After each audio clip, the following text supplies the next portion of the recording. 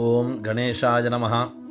చాణక్య నీతి సుధలో నేటి 58వ రోజైన ఈ రోజున వంశానికి విద్యావంతుడు విజ్ఞానవంతుడు అయినటువంటి సంతానం మాత్రమే కాదు, మరో అద్భుతమైనటువంటి లక్షణం కూడా ఉండాలని చాణక్యుడు ఈ శ్లోకం ద్వారా తెలియజేస్తున్నారు.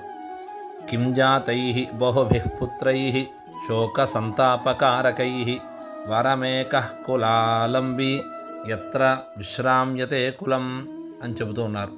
అంటే కళ్ళతో చూసేందుకు మాత్రమే ఎంతోమందిగా కనిపించేంత సంతానం కలిగినప్పటికీ కూడా వారిలో ఒకరిని ఒకరు కలహించుకుంటూ తల్లిదండ్రులకు దుఃఖాన్ని వేదనని మిగిలించేటువంటి వారు వంశానికి శాపంగా మారతారు.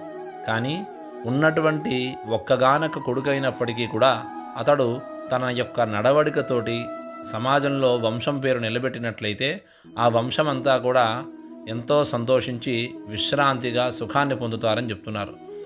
ఇక్కడ మరో ముఖ్యమైనటువంటి విషయాన్ని మనం గమనించుకోవాలి. కేవలం విద్యను బాగా అభ్యసించి మంచి గుణాలు కలిగి ఉంటే సరిపోదు, అత్యవసరమైన సమయంలో కుటుంబానికి మద్దతుగా నిలిచేవాడు కూడా అయి ఉండాలని చెప్తున్నారు.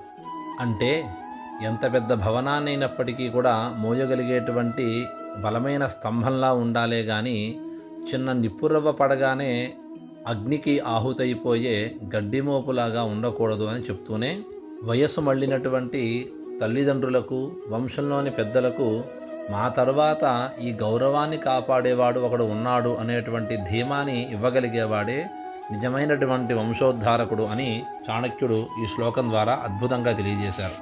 స్వస్తి.